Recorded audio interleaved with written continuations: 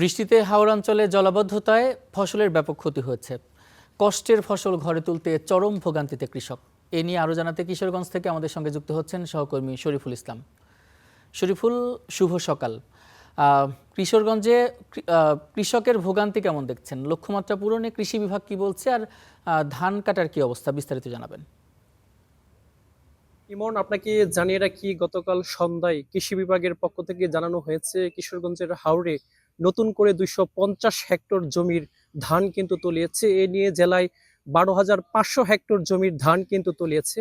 যতই সময় যাচ্ছে ততই কিন্তু কৃষকের যে ক্ষতির চিহ্ন সেটি কিন্তু বেড়েই চলেছে, যে কারণে কিন্তু কিশোরগঞ্জের যে হাওড়ের যে কৃষক তাদের মধ্যে কিন্তু কোনো স্বস্তি নেই।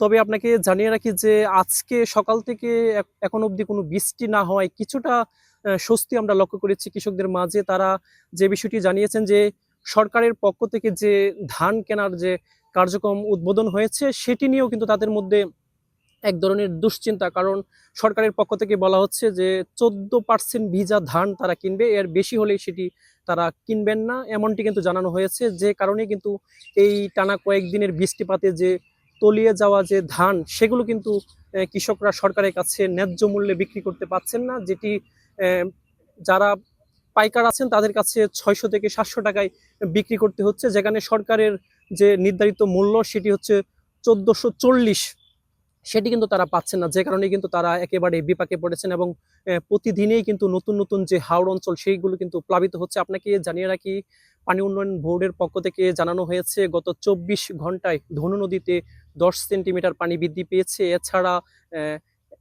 বালিখলা যে নদী রয়েছে, মর্গা নদী, সেখানে 17 সেন্টিমিটার পানি বৃদ্ধি পেয়েছে। এছাড়া অষ্টগ্রামের যে কালনী নদী রয়েছে সেখানে 18 সেন্টিমিটার পানি বৃদ্ধি হয়েছে। এবং গতকাল সন্ধ্যায় কিন্তু আমরা দেখেছি অষ্টগ্রামের একটি নদীর ভাত উপছে কিন্তু হাওড়ে পানি প্রবেশ করছে, এমনটি কিন্তু তারা জানিয়েছেন। সবকিছু মিলিয়ে কিন্তু আমরা যেটি দেখছি, যতই সময় যাচ্ছে ততই কিন্তু হাওড়ের যে ক্ষয়ক্ষতি সেটির পরিমাণ বাড়ছে। তবে তারা সরকারের পক্ষ থেকে যে 3 মাসের যে প্রণোদনার যে ঘোষণা দেওয়া হয়েছে সেটি কিন্তু এখনো কৃষকরা আসলে বুঝে উঠতে পারছেন না আসলে এটি কিভাবে তারা পাবেন এবং কিভাবে দেওয়া হবে, সেটি নিয়ে কিন্তু তারা দুশ্চিন্তায় আছেন। তবে তারা আশাবাদী যে সরকারের পক্ষ থেকে এই অবস্থায় তারা এসে দাঁড়াবেন সরকার কৃষকদের পাশে। তো এই ছিল আমার কাছে কিশোরগঞ্জের যে ক্ষয়ক্ষতি নিয়ে আমার কাছে থাকা সবশেষ তথ্য।